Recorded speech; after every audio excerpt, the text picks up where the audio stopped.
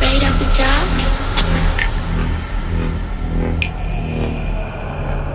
Are you scared? I can see you from behind. You can hear me in your mind. The first time that someone tried to put the baffling puzzle pieces of other life in the universe together for me in a more coherent picture was October 1983. That's when I was still trying to go forward with the HBO project in spite of government efforts to block me. A Washington, D.C. military source who claimed first-hand interaction with at least one type of non-human agreed to talk with me off the record about the type that he knew as extraterrestrial biological entities, also known as EBINs.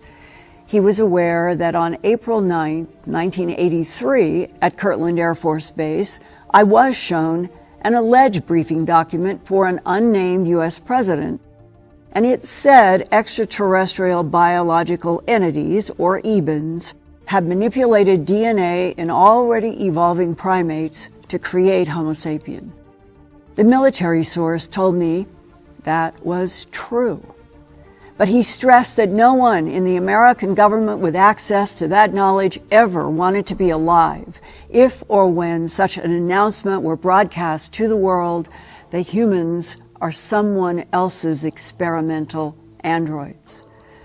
He told me that he had talked firsthand with a U.S. Air Force captain who received telepathic communication from one non-human at a crash site in the Roswell region. He said 1949, not 1947. Because the captain, more than anyone else at the crash site, could clearly and correctly receive mind-to-mind communication from the non-human, an EBIN. The captain was assigned to live with this entity called EBA-1 at the Los Alamos Laboratory in New Mexico, until EBA died of unknown causes on June 18, 1952.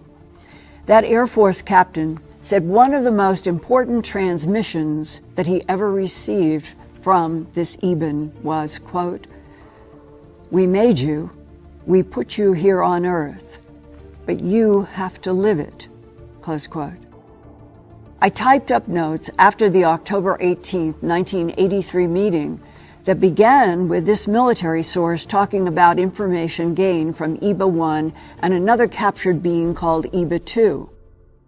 Here are some brief excerpts from my October 1983 notes in Washington, D.C. October 18th, EBA-2, trying to teach human scientists about their EBIN technology. They use a completely different set of physical laws than ours. Our physics would not apply in their civilization, but theirs can apply in ours. They, the EBINs, travel interdimensionally many times faster than the speed of light, like the corner of a napkin folded to its opposite corner. There are many dimensions, two of which we might relate to, but at least a dozen dimensions we would not relate to. All EBINs look alike. Their society is worldwide on a planet in the Zeta Reticuli binary solar system about 39 light years from Earth. Hive minds, all telepathic. Leaders are for life. Even though they look pretty much the same, there are personality differences. The EBINs brought 5 different humanoid species, he said to me, juvenile delinquents possibly, from somewhere else in the cosmos to this planet Earth a long time ago. Our whole planet is a sociological experiment, according to this whistleblower. That's why the EBINs persist in the so-called guardian role versus the renegade blonde, Swedes, Nordics, and other ET types. Are there secret wars ongoing to protect humans that are kept in a state of ignorance? He said the problem is if the EBINs go away from Earth, what will happen?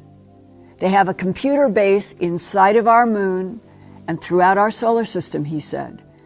Is that sufficient monitoring to keep the blonde Swedes, reptilians, and others in check? He said the Swedes, quote, have a large menagerie of cloned biological entities, close quote, which do work for them everywhere. He talked to me about the presidents and what they knew. He said Truman, 1945 to 1953, knew everything at the time. And then Ike, 1953 to 1961, knew everything but put a lid on it. Then came Kennedy, 1961 to 1963. He wanted to tell the whole world about the alien presence and was killed in Dallas on November 22, 1963, for trying to open up the truth. LBJ, 1963 to 69. He did not want to know because he heard rumors about what happened to Kennedy. Nixon, 1969 to 1974, knew and bragged about his inside knowledge to friends, showed Jackie Gleason some retrieved craft and ET bodies preserved in tubes hanging on walls underground at Eglin Air Force Base near Fort Walton Beach, Florida. Ford, 1974 to 1977, the whistleblower said he did not know if he was ever briefed on anything. Jimmy Carter, 1977 to 1981, briefed in 1976 and again later on, but decided the story was too big to deal with. Ronald Reagan, 1981 to 1989. He was briefed during the campaign because he was so pro-military that MJ-12 wanted to quiet him down a little. And then he was briefed in March 1981 after the election by CIA director with CIA, DIA, NSA, and NRO advisors present. And about that word, reincarnation, he said that the Ebens described this, quote, only so many souls are allowed per planet, close quote. They are recycled constantly at birth and death. But why? After that conversation, I didn't know who to trust or what to believe in 1983. So I didn't do anything public with this Washington, D.C. military sources information. Then a decade later, an alleged 1950s government document was leaked on March 7, 1994. This is its title, quote, Restricted Psalm 101 Majestic 12 Group Special Operations Manual. Extraterrestrial entities and technology, recovery and disposal, top secret magic, eyes only, warning. This is a top secret magic eyes only document containing compartmentalized information essential to the national security of the United States. Eyes only access to the material herein is strictly limited to personnel possessing Magic 12 clearance level. Examination or use by unauthorized personnel is strictly forbidden and is punishable by federal law. Since the U.S. War Office was transitioned to the U.S. Department of the Army under the Department of Defense in 1949, the implication is that this Psalm 101 training manual for extraterrestrial entities in technology, recovery, and disposal was first produced before 1949 and updated in April 1954. The unofficial leak of this Psalm 101 manual started at a La Crosse, Wisconsin pharmacy when 32 pages of text and drawings showed up on 35mm negative film addressed to Don Berliner at the Fund for UFO Research in Maryland. The film was in an envelope postmarked March 7, 1994. Don Berliner gave Bob Wood, an aerospace engineer retiring from McDonnell Douglas, permission to print the negatives for study. The first negative frame was the Psalm 101 cover. Then on page 6 of the training manual is section 10, Description of Extraterrestrial Biological Entities, EBA Type 1 and EBA Type 2. EBA Type 1. These entities are humanoid and might be mistaken for human beings of the Oriental race, if seen from a distance.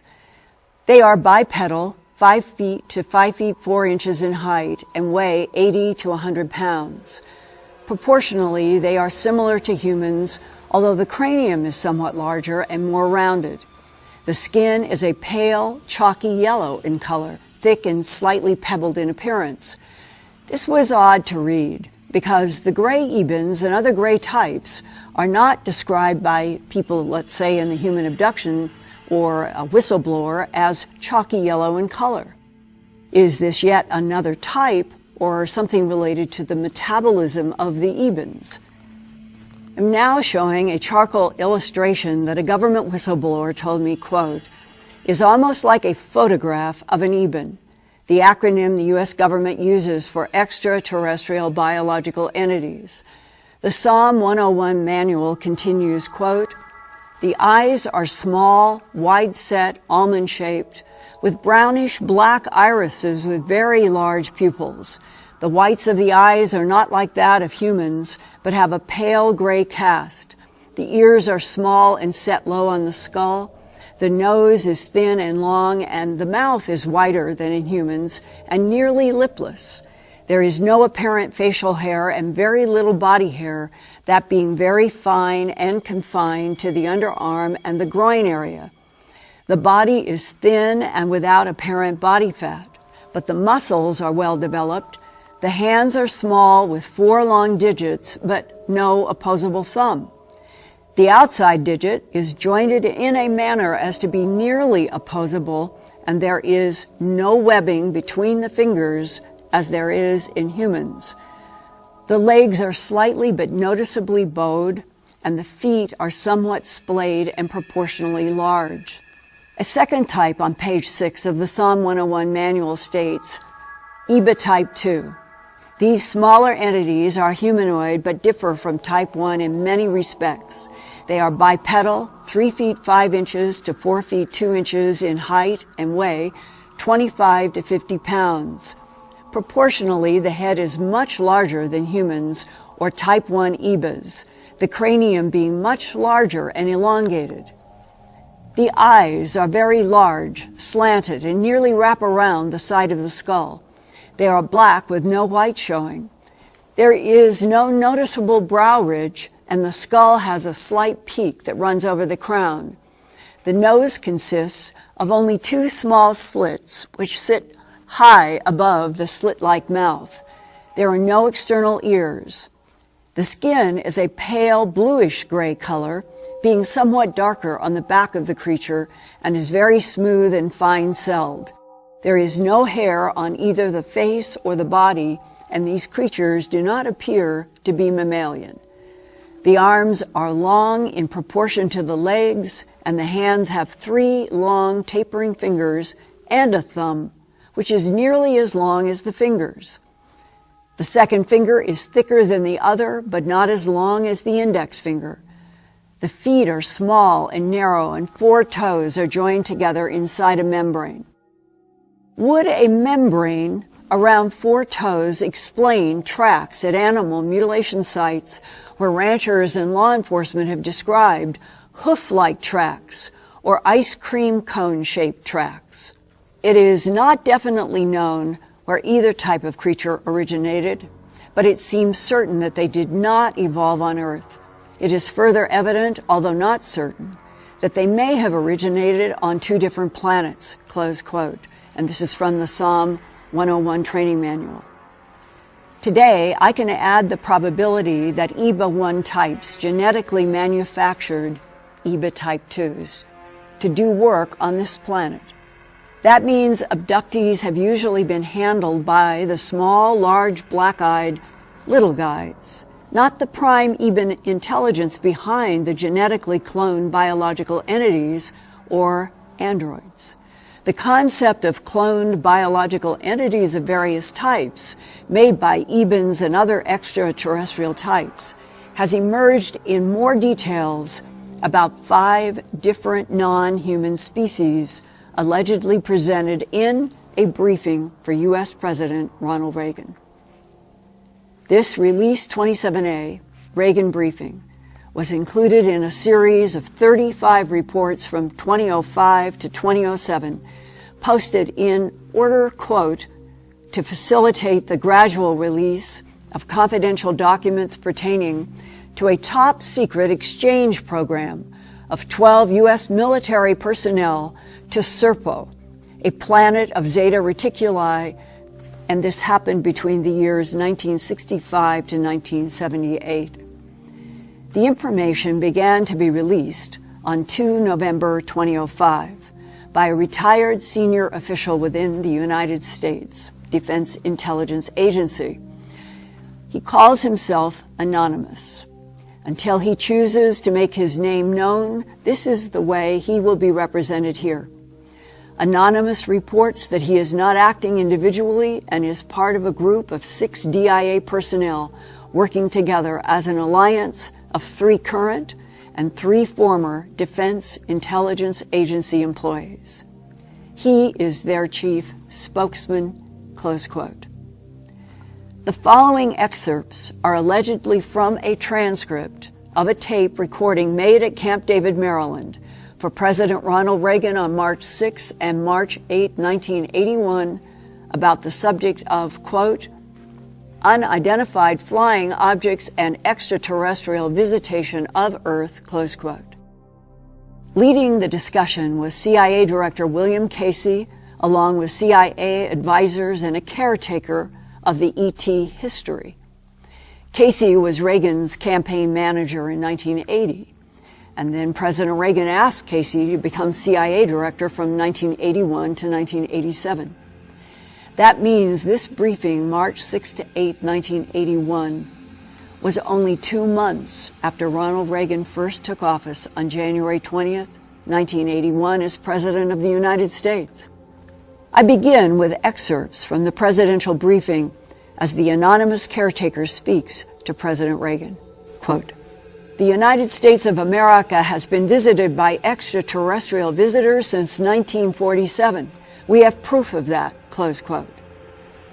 My own note is that the truth about crashes, that we appear to have history of a crash retrieval 6 years before Roswell events, and that was in Cape Girardeau, Missouri, allegedly in the first part of 1941, and discussed in leaked Majestic 12 documents, from which a, quote, neutronic propulsion device was retrieved and later delivered to Robert Oppenheimer when he began work at Los Alamos, New Mexico, to produce the first American atomic bomb. The caretaker says, however, we also have some proof that Earth has been visited for many thousands of years by various races of extraterrestrial visitors. Mr. President, I'll just refer to those visitors as ETs. In July 1947, a remarkable event occurred in New Mexico. During a storm, 2 ET spacecraft crashed. One crashed southwest of Corona, New Mexico, and one crashed near Datil, New Mexico. The U.S. Army eventually found both sites and recovered all of the debris and one live alien. I'll refer to this live alien as EBA-1. What does that mean? Do we have codes or a special terminology for this? President Reagan asked. Mr. President, EBA means extraterrestrial biological entity. It was a code designated to this creature by the U.S. Army back in those days. This creature was not human, and we had to decide on a term for it. So scientists designated the creature as EBA-1. We also referred to it as NOAA. There was different terminology used by various aspects of the U.S. military and intelligence community back then. Can we classify them? Can we connect them with anything earthly? No, Mr. President. They don't have any similar characteristics of a human, with the exception that they have eyes, ears, and a mouth. Their internal body organs are different. Their skin is entirely different from human. We could not classify any part of the aliens with humans. They had blood and skin, although considerably different than human skin. Their eyes had 2 different eyelids, probably because their home planet was very bright. Is time the same on their planet as on ours? No, Mr. President. Time is very different on the Eben planet, which, by the way, we call Serpo. When you look in Latin and you find the word serpo, it means to creep or crawl. Perhaps they meant like a snake. Their day is approximately 40 hours. That is measured by the movement of their two suns. The solar system containing Serpo is a binary star system, two suns, rather than the one sun like our solar system. The distance from Earth to Serpo is about 40 light years. They can travel that in about 9 months of our time. I am no scientist, but as I mentioned earlier, they can travel that great distance by means of space tunnels. They seem to be able to bend the distance from one point in space to another. Just how they do this must be explained scientifically. Are they all friendly? Advisor number 1. Mr. President, that is a very difficult question to answer. There are many parameters that we follow to evaluate the threat. However, we have little intelligence on 4 of the 5 visitors. We have plenty of intel on the Ebens. They've given us everything we've asked for. They have also helped us to understand the other 4 species. I'm afraid to say, Mr. President, and please don't misunderstand my words, but we think one of the species is very hostile. William Casey, CIA Director. Mr. President, we have intelligence that would indicate this one species of aliens have abducted people from Earth. They have performed scientific and medical tests on these humans. To the best of our knowledge, no humans have been killed, but as advisor number 1 stated, the intelligence is from witnesses and we haven't thoroughly evaluated this intelligence. We have captured one of these hostile aliens. This gets into some very, very sensitive areas, Mr. President. I strongly suggest we end this discussion and move on to any further questions that you might have and then get back to this. I don't think we are prepared to provide you with accurate answers to your questions about the potentially hostile aliens at this time, close quote. And that was March 6 to 8, 1981. President Reagan said, okay, but expect this to be given to me as soon as possible. I want to know everything about these hostile creatures. So, we should start forming policies on how to deal with them. Advisor number 1, do we have operational war plans on this? Advisor number 1. Yes, Mr. President, we have war plans on all potential threats to our country. William Casey. Okay, give the President the names, caretaker. Okay, thank you, Mr. President. The 5 non-human species are called Ebens, Archeloids, Quadloids, Heplaloids, and Trontoloids. These names were given to the alien species by the intelligence community, specifically by MJ5. The Ebens are friendly. The Trontoloids are the dangerous ones. We call the hostile aliens simply that, HAV, meaning hostile alien visitors. MJ12 placed that code on them back as early in the 1950s. A note about MJ5. A member of Majestic or Majority 12, also known as MJ12, is this group that was originally organized in September 1947 after the July 1947 Roswell and other UFO crash incidents. That's when President Harry Truman organized MJ12 as a secret committee of scientists, military leaders, businessmen, and government officials under an executive order to monitor and analyze the interactions of non-human intelligences with Earth and to organize back engineering of advanced ET technologies retrieved from downed ET craft. In the briefing, President Ronald Reagan said, "You mean to say these HAVs have been visiting us and kidnapping our people since the 1950s? William Casey. Mr. President, we have some indication that they might have been doing this for some time.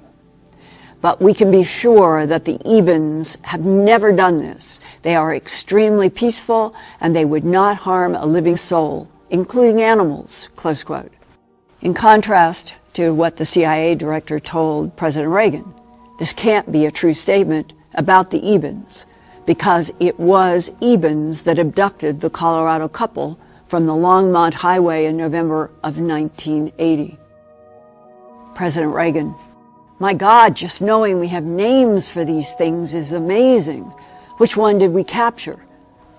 William Casey: well, Mr. President, we have a tronoloid, but it is dead.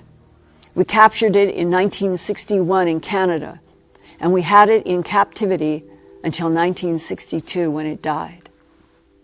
Advisor number 1: Mr. President, these hostile aliens are pretty sneaky.